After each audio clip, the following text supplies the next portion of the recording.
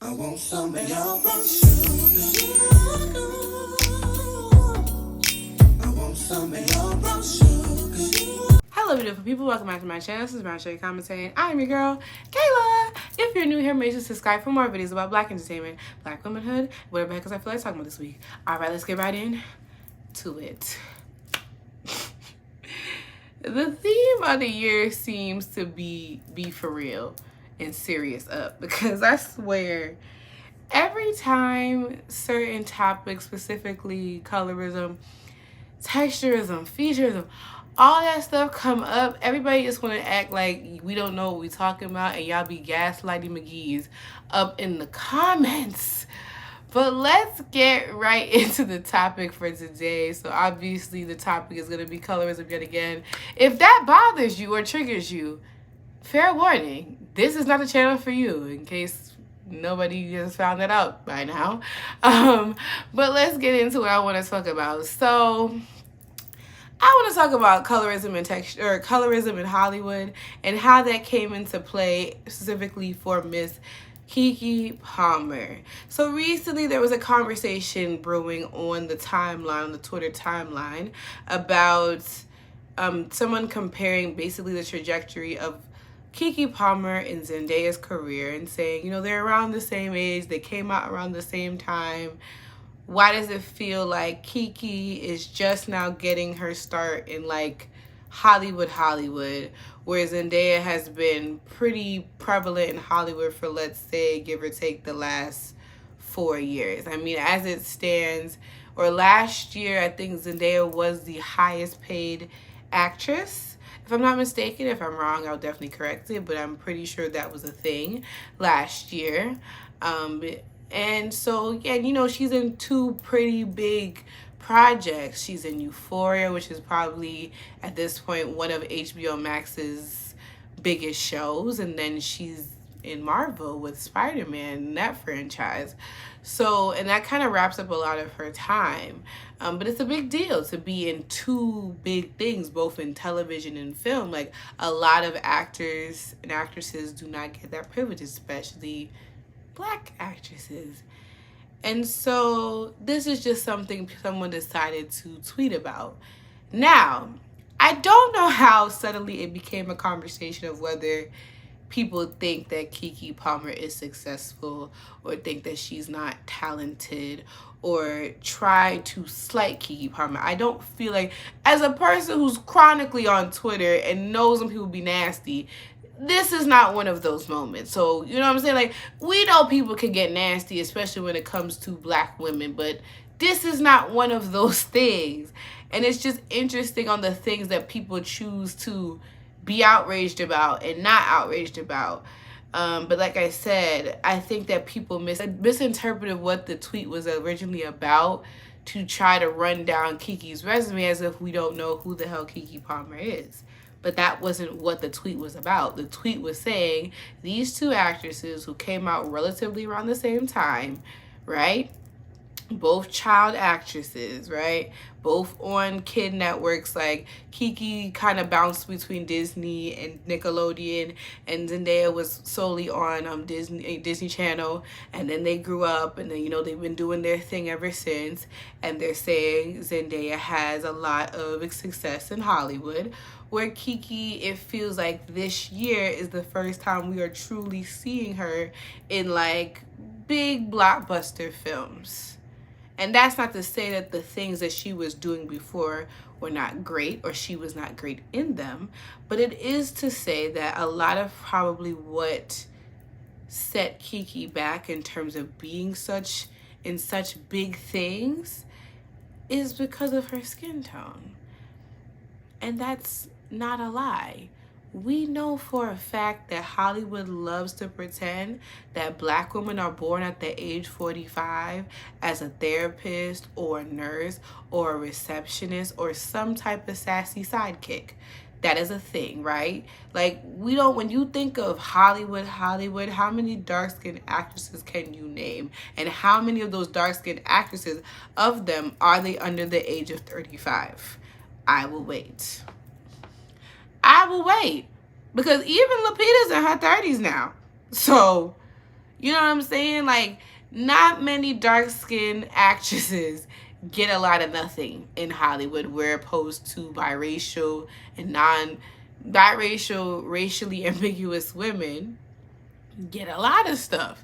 You can name a cute little 4 or 5 biracial actresses in Hollywood, right? You can, like I said, Zendaya is one. Yara Sahidi, another one. Amanda Stenberg, even though I haven't seen her as much. And my sister was telling me that since Amandala, right? Is it Amandala? I'm sorry if it's not. I think it's Amandala. Since Amanda has come out as queer, she hasn't been in a lot of projects, and that's true, because to me, the last thing I remember her being in is The Hate You Give, and that was a cute minute ago. But she was the it girl for a little bit. And Storm Reed, right? You, like I said, I just named you some. And Zoe, I don't know how Zoe Kravitz is, but she ain't the it girl no more, honey. After she said that clownery, during the Oscars, they got her swiftly, professionally out of here. And I was just like, it never gave. I'm sorry. It never gave. It didn't. Beautiful gowns, though. That's a pretty girl.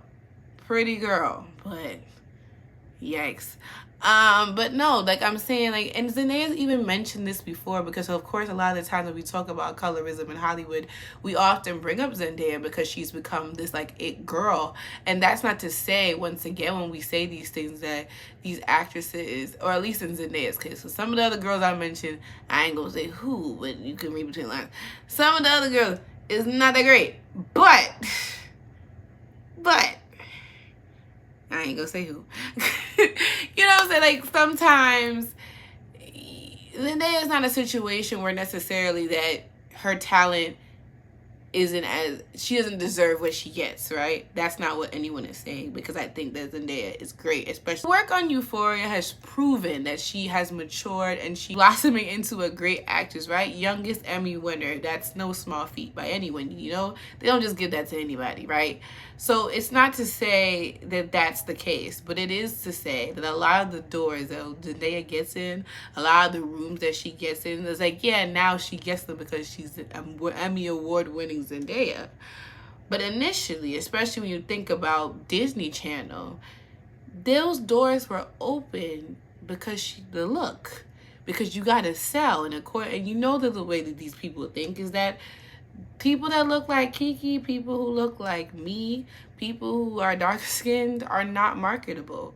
And that's why you didn't see no dark. That's why Coco Jones got the boot, right? They say, yes, we needed somebody to be a good singer for our little musical. You can go now, right? Like, and as I said, Zendaya's spoken about this and how sometimes she has to turn that role because she knows that that role isn't for her. So it's not like what we're saying is new news. Is that? And I said, I already told you I have a whole video about colorism on Disney Channel and how I mentioned Zendaya there. And I said that Zendaya was given 2 shows. That's something that people don't get. And when you even think about Disney Channel, period, the black girls that we remember were either light-skinned or biracial. Like I said, the it girls, when you think of Tia Tamera, Raven, Zendaya, even China and McClain, and as I said in that video, China is relatively light compared to someone like a Coco or a Keke.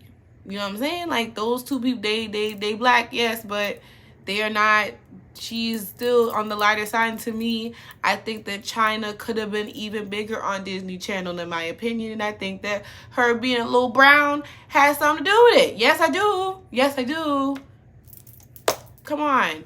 But to sit there, and like I said, so when we say these things, it's not to slight Keke, because even when Keke has since responded to this situation and saying, you know, no, I can't be compared to anyone because only I've had the trajectory I had, and she ran the Carfax down, and rightfully so, right? She was the youngest talk show host when she had just Keke on BET several years ago. You know, she is, as to this day, the only black actress to ever star in a Nickelodeon TV show when Truth Jackson VP. She was the first black Cinderella on Broadway. So, You know what I'm saying? So we know Keke Palmer is a legendary girly. I already told you. I feel like I've said this before, but I'll say it again. I've been Keke Hive. Like, I've been here. Because since Just Keke, I just thought she was, and True Jackson, I loved that show. I watched anything Keke Palmer's in, I'm in it. When she was on the Strahan and Sarah show, I was in there. I was so happy for her when she had to go on there. So I've been there. We've been on. Nobody's rooting for Keke Palmer more than I have. And I think this is her year.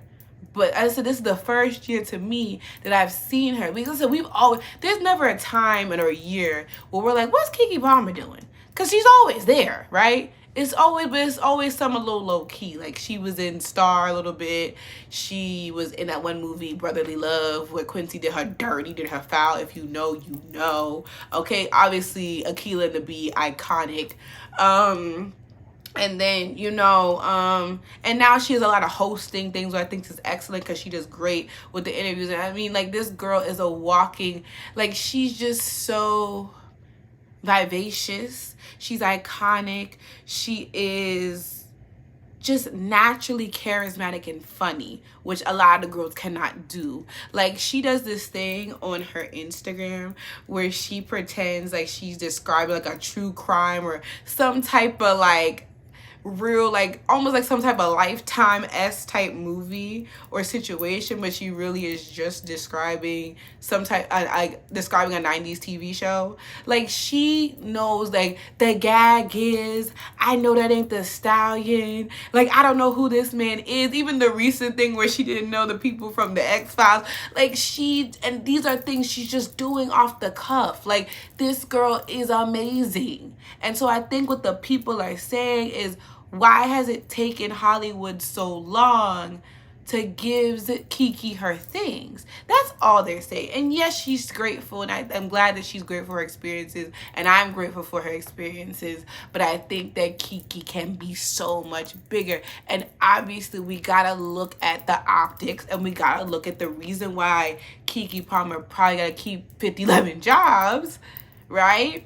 Is because none of the things that she did, people just didn't pay attention like they should have, right? Like, True Jackson could have definitely went on for like 1 or 2 more seasons. There's one of those shows that got canceled and cut short before it should have, and it should, you know what I'm saying? Just Keke definitely could have went on longer. I really hope they revive some form of talk show situation for Keke, because I think that she's just a good interviewer, and she definitely just works well with literally anybody. You can literally look up any interview with her at a late night talk show. Like, nobody has more interesting interviews than Keke. Like, when she comes, she's gonna give you a viral moment. Like, that's just who she is.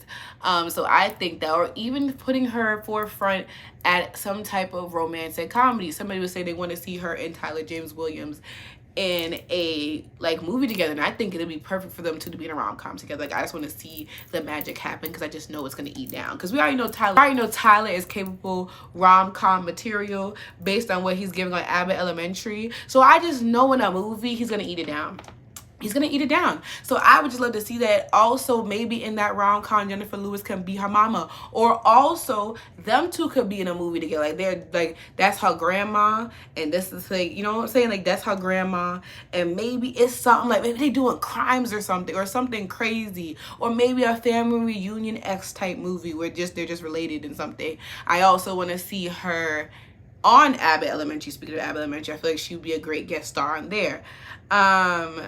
And I want to see her starring in a TV show, like a show, I don't want to say like Insecure, but something in that realm where like it's like a 20-something trying to figure out life, you know, going through love, sisterhood, all that good stuff, black women stuff. You know what I'm saying? I feel like she would be great, because she hasn't been a leading lady on a TV show since True Jackson.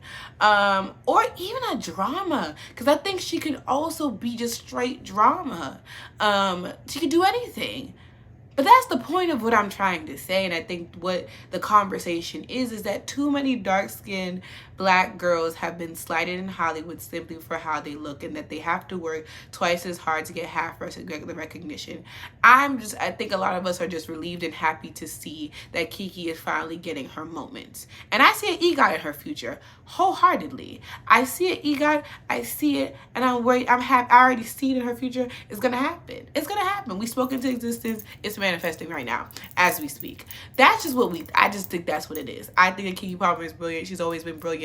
And I just think that everybody has their time. And while I do think a lot of the time is delayed simply because of stuff like colorism and racism, like a Coco Jones and like a Keke, but now you see that because of who they are, the star is so bright that you can't even ignore it anymore.